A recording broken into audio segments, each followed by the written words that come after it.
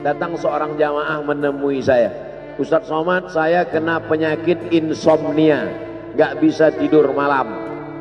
Jam 2 malam mata saya masih berkedip-kedip. Bismika Allahumma ahya wa amut, gak mempan. Sebabnya apa Pak? Sebabnya saya beli tanah. Setelah beli tanah, tanam kelapa sawit, dipupuk, dijaga, 3 tahun berbuah. Pas mau dipanen, sudah dipanen orang duluan. Ternyata tanahnya bermasalah, dibawa ke pengadilan, dia yang menang. Akhirnya sampai jam 2 malam gak bisa tidur. Apa yang terlintas dalam pikiran? Kenapa beli tanah, kenapa tanam sawit, kenapa beli tanah, kenapa tanam sawit, kenapa diambil orang, kenapa dulu gak ternak ikan aja, kenapa gak ternak puyuh. Berbulan-bulan gak bisa tidur. Akhirnya pergi ke psikiater. Pak psikiater, ya saya sudah 2 bulan gak tidur-tidur Pak psikiater. Akhirnya Pak psikiater buat resep. Ini obatnya, yang ini dimakan sebelum makan, yang ini dimakan setelah makan, yang ini 3 kali, yang ini 2 kali. Akhirnya memikirkan resep itu, makin gak bisa tidur. Dimakan, tertidur. Dosisnya habis, terbangun. Kenapa beli tanah, kenapa tanam? Setelah dimakan, muncul masalah baru. Terlalu banyak makan obat, terjadi kekacauan tubuh. Akhirnya kena buah pinggang, muncul masalah baru. Sampai akhirnya saya ketemu MP3 Ustadz. Saya dengarkan sebelum tidur malam. Begitu saya dengar, saya tertidur. Makanya saya tidak marah kalau ada jamaah tertidur. Itu menunjukkan jiwanya tenang. Karena dia tidak kena penyakit insomnia. Orang Amerika, orang Eropa, mobilnya mewah, apartemennya cantik, rumahnya megah, duitnya banyak, dolarnya bejibun, gak bisa tidur karena masalah hidup dunia. Kita naik angkot kelewatan gang. Itu menunjukkan apa? Di mana letak ketenangan itu? Huwallazi anzala sakinata fi qulubil mu'minin. Dia yang menurunkan ketenangan ke dalam hati orang yang beriman. Oleh sebab itu maka iman ini mesti disiram dengan ilmu. Majelis ilmu adalah majelis zikir. Majelis ilmu adalah majelis turunnya rahmat dan barakah. Majtama'a qaumun fi baitin min buyutillah. Sekelompok orang berkumpul di rumah Allah, yatsluna kitab Allah, membaca ayat-ayat Allah, wa yatadarasunahu fima bainahum, mengkaji isinya. Nazalat alaihimus sakinah, turun ketenangan. Wasyat bihimur rahmah, turun rahmat kasih sayang Allah. Haffat bihimul malaikah, dikelilingi oleh para malaikat. Wa dzakarahumullahu fi man indah, dibanggakan Allah Ta'ala dengan para malaikat. Tadi malam ketemu dengan murid dari Syekh Muhammad Yasin bin Isa Al-Fadani di Zawiyah Raudhah. Ketemu, cium tangan, barokah, zikir, sholawat, tenang jiwa.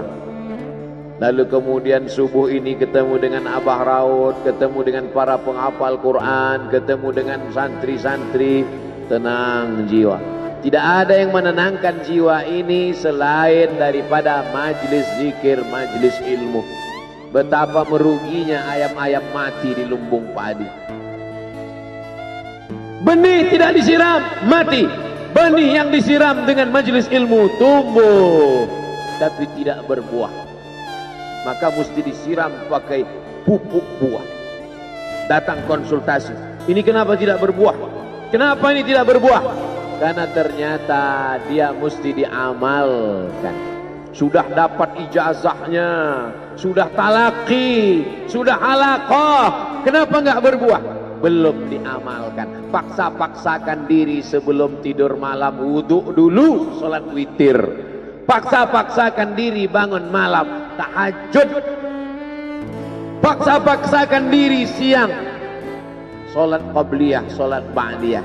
Paksa-paksakan diri pagi, sholat duha. Paksa-paksakan diri, sholat subuh berjamaah. Barulah dia berbuah. Kalau dia tidak berbuah, dia hanya sekedar pokok kayu, yang hanya membuat sampah saja. Tapi paling tidak tempat orang bernaung di bawah ketika panas, tapi manfaatnya tidak sesuai karena yang ditunggu itu buahnya. Masa pohon kayu rindang besar tidak berbuah, sementara semangka yang kecil buahnya besar? Oleh sebab itu maka mesti berbuah. Benih disiram, berbatang, berputih, berbuah. Buahnya ranum, cantik dan indah.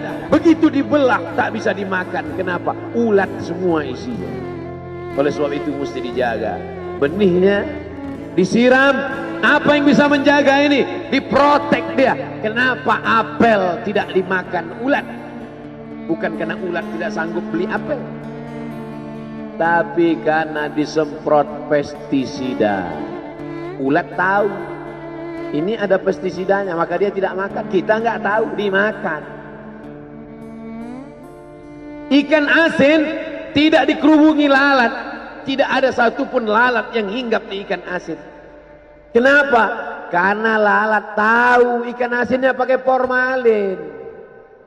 Manusia nggak tahu. Pintar mana manusia dari lalat? Jangan jawab.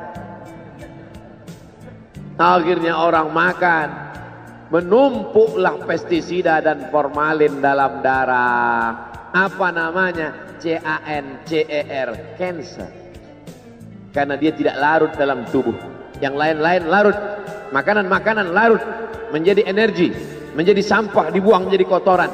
Sama seperti daun, kalau jatuh ke tanah larut menjadi pupuk, tapi plastik tidak larut, maka plastik sampah bertebaran.